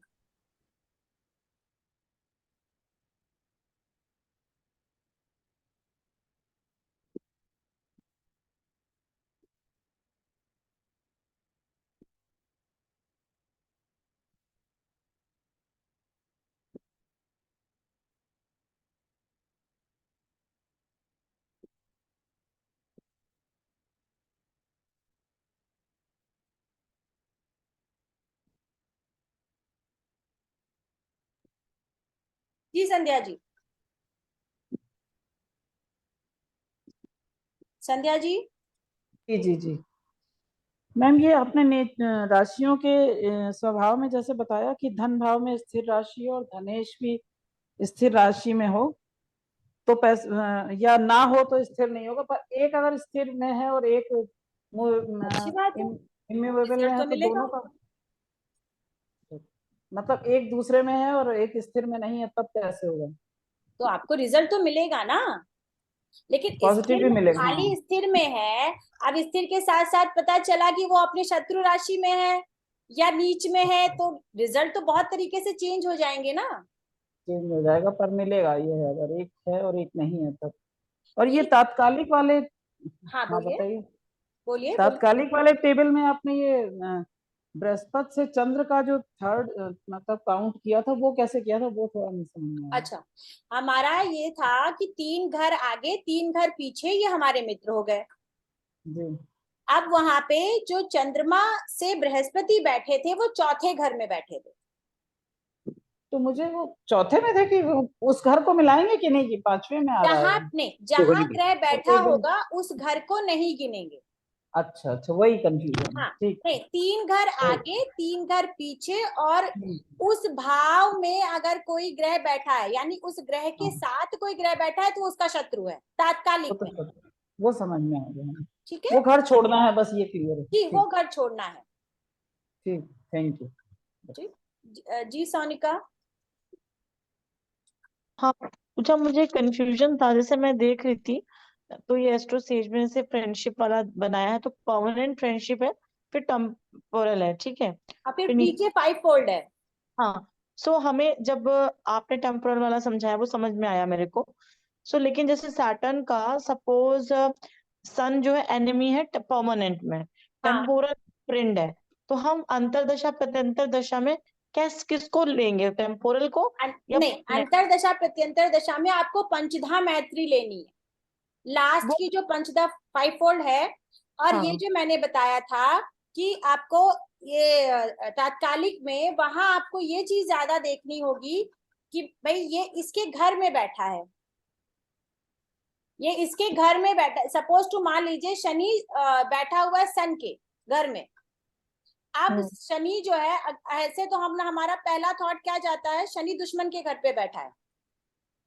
ठीक है, अब हमने ये देख लिया कि भाई तात्कालिक में ये कौन है, मित्र हो गया। तात्कालिक में मित्र हो गया, यानी कि 3 घर आगे 3 घर पीछे। तो हमें पहला रिलैक्स मिल गया कि शनि बुरा नहीं करेगा अब उस घर का पूरी तरीके से, लेकिन अंदर जाके क्या होगा, वो सम हो जाएगा, मित्र प्लस शत्रु इज इक्वल टू सम। तो अब हमें यहाँ से ये पता चल गया, अब आपको पंचधा मैत्री देखने की भी जरूरत नहीं पड़ेगी फिर, क्योंकि माइंड में याद है ना। तो अब आपको ये पता चलेगा कि नहीं, ये शनि पूरी तरीके से नहीं, अगर लेकिन अब पता चला वहां भी शत्रु है और यहाँ पे भी शत्रु हो गया, तात्कालिक में भी चौथे पांचवें छठे घर में बैठा है, तो अब ये शनि तो उस घर का नाश करके रहेगा। ओके ओके, सो इसमें ये जो नीचे लिखा है बिटर, तो न्यूट्रल इज अ सम, bitter is bad, bitter is अधिशत्रु, अधिशत्रु। ओके, शत्रु प्लस शत्रु इज इक्वल टू अधिशत्रु, मित्र प्लस मित्र इज इक्वल टू अधिमित्र। ठीक है, ओके। हिंदी में भी मिल जाएगा आपको, इंग्लिश में भी मिल जाएगा, आप वहां डाल के देखोगे। Got it, thank you so much. जी रजनीश जी। दीदी प्रणाम, जय श्री राम। जय श्री राम। मेरा एक इस क्लास से रिलेटेड नहीं है, थोड़ी सी जानकारी चाहिए थी कि आप नवांश को पढ़ाएंगे कि जैसे ग्रह कौन से नवांश में है, पहले नवांश में, दूसरे नवांश में, तो कौन सा रिजल्ट करेगा, किस भी नवांश में है, जैसे 0 से 320 डिग्री तक पहले नवांश में, 320 डिग्री से ये 640 तक एडवांस का दूसरे है, नवांश में। ये मैंने कोर्स, मैं सिर्फ आपको नवांश पढ़ाऊंगी, ठीक है, मैं इतना डेप्थ में यहाँ नहीं पढ़ाऊंगी, वो पॉसिबल भी नहीं, आप उसके लिए नेक्स्ट क्लास ज्वाइन करिएगा। अच्छा दीदी, बस जानना था। कोई बात नहीं, मैंने अब उसमें ठीक है दीदी। डाला भी नहीं है कि मैं नवमांश इतना डिटेल में पढ़ाऊंगी, ठीक है, कोई बात नहीं। नहीं, मैं दीदी इसलिए क्योंकि मुझे इसकी जानकारी चाहिए थी, मैं लगा हुआ भी हूँ, कुछ हद तक जानकारी है, कुछ और चाहिए, जानकारी आपको तो चाहिए, मैं मैं पूछा कि आप जानकारी पढ़ाएंगे के या लिए नहीं। आपको पुस्तक बता दूंगी कि कौन सी बुक्स पढ़ लीजिए, ठीक है, यहाँ पे वो मैं उतना डिटेल में इस क्लास में नहीं बताऊंगी, नेक्स्ट क्लास में आपका मोस्ट वेलकम है। आप नाड़ी पढ़ाते हैं दीदी? नहीं, मैं ना, अभी पराशरी की बात है तो पराशरी करेंगे, ये सब आप पर्सनल पे पूछिएगा, ठीक है। ठीक है दीदी, ठीक है। चलिए जी, शिल्पा जी। जी दीदी। हाँ, ये जो आपने पंचदा जो तात्काल जो पढ़ाया ना, वो कहाँ पर यूज करना है, मेन जो है अपना ये जब हम सारा प्रिडिक्शन, ये सारा हम किसके लिए लर्न कर रहे हैं, प्रिडिक्शन पार्ट के लिए, तो प्रथम टर्म में यूज करना है, किसमें यूज करना है? हाँ, प्रिडिक्शन में यूज करना है। ओके, कि भाई कौन सा ग्रह किस भाव में बैठा है, किस राशि में बैठा है, उसके साथ उसकी क्या रिलेशनशिप है, उस हिसाब से तो रिजल्ट करेगा वो। ये देखिए, ये जितनी चीजें पढ़ाई जा रही हैं, ये सिर्फ मोती हैं, इसको आप माला मत समझिए, ठीक है, कि भाई ये बता दिया तो बस अब यही फिक्स रहेगा, नहीं, इसके अलावा भी हमने कितने सूत्र पढ़े हैं। ज्योतिष का अर्थ ही है पहला सूत्र दूसरे सूत्र को काट रहा है, ये आप अपने दिमाग में बिठा लीजिए, क्योंकि जब तक ये एक्सेप्टेंस नहीं होगी, प्रेडिक्शन नहीं होगी। जी असीम सेन जी। मेरा डाउट है, आप जो बताया फॉर थोड़ा शेर का लिए फर्स्ट भाव, फर्स्ट राशि, और वो जो देखना है वो थोड़ा सा डिस्कशन कर दीजिए। मुझे नहीं सुनाई दे रहा है, थोड़ा तेज। शेर का प्रॉब्लम, हेड का प्रॉब्लम आया, उसका लिए फर्स्ट भाव, फर्स्ट राशि जो बताया ना, एक एग्जाम्पल देने से पता चलेगा, वो थोड़ा सा पता वापिस बताऊं? हाँ वो। अच्छा, तो जैसे अगर आपको किसी का सपोज टू आपको ये दिख रहा है, या कोई जातक आपके पास आया और बोल रहा है कि मेरे हेड में प्रॉब्लम, ठीक है, तो आपको क्या देखना है कि पहले तो पहला भाव आएगा, लग्न भाव, पहले भाव का लॉर्ड आएगा, ठीक है, पहली राशि भी देखनी है आपको। कैसा होता है ना, अब हम एप्लिकेशन देख रहे हैं ना परसेंटेज वाइज, पहली राशि यानी मेष राशि भी आपको देखनी है कि क्या वहां पे कोई शुभ इन्फ्लुएंस आ रहा है या कि वहां पे भी मैलेफिक इन्फ्लुएंस आ रहा है। ओके, चाहे वो दृष्टि से हो सकता है या स्थिति से हो सकता है। ठीक है, इसीलिए हर राशि के भी अपने अंग है, भाव के साथ साथ राशि। मतलब कुल मिला के आप ये समझ लीजिए कि काल पुरुष कुंडली को रख के याद कर लीजिए, काल पुरुष की कुंडली ही सारे भाव की राशियां हैं। ठीक है, हो गया आपका सवाल? जी जी जी, असीम चौधरी जी। मैम जी गुड इवनिंग। गुड इवनिंग जी, बताइए। एक कुछ चीजें ये भी होती है ना, functional benefic and functional malefic. हाँ, फंक्शनल बेनिफिक और वो फंक्शनल, शायद, हाँ जय बता दें थोड़ा सा। वो अभी जब चार्ट आएगा ना उसमें हाँ बताएंगे, क्योंकि वो अभी अच्छा अभी ठीक। हाँ, अभी इसमें हाँ बता के समझ नहीं आएगा, क्योंकि ठीक है ठीक है अभी हमने नैसर्गिक पढ़ा है। ठीक है ठीक है, अब हम तात्कालिक, फंक्शनल, मेलेफिक, बेनिफिक सारा पढ़ेंगे। ठीक ठीक है, ऑलराइट। थैंक चलिए चलिए, आज की क्लास खत्म करते हैं। और ये प्लीज आप लोग सिर्फ पढ़िए, मैं याद करने के लिए फिर नहीं बोल रही हूँ। एटलीस्ट दिन में एक बार इसको देखिए, गो थ्रू करिए, तो आपको याद हो जाएगा, अपने आप याद हो जाएगा। अब मिलते हैं परसों, और परसों हमारी 10 क्लास पूरी हो जाएगी, बेसिक खत्म हो जाएगा, बेसिक का फर्स्ट लेवल। अब इसके बाद हम कॉम्बिनेशंस पढ़ना शुरू करेंगे, योग पढ़ना शुरू करेंगे। तो उससे पहले आपको ये सब आना चाहिए, आना इन द सेंस आपके दिमाग में होना चाहिए।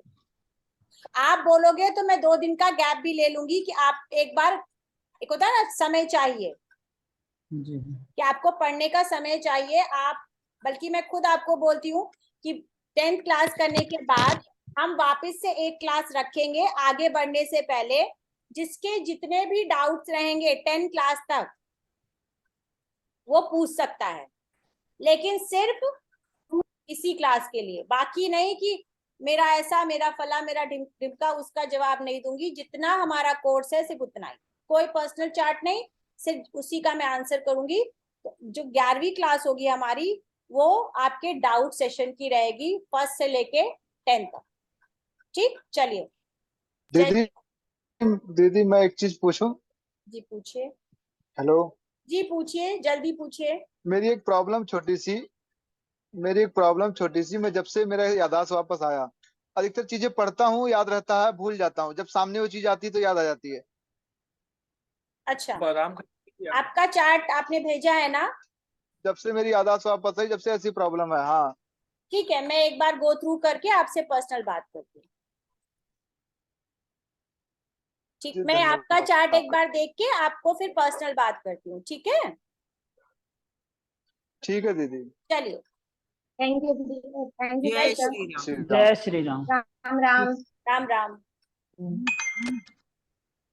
ये 8479, ये जिसका नंबर है, ये कौन है प्लीज? 847986211102। इज दिस पूजा?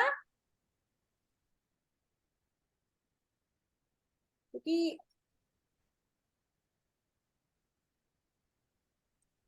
चलिए मैं कॉल करती हूँ। चलिए, राम राम। राम राम राम राम। जी।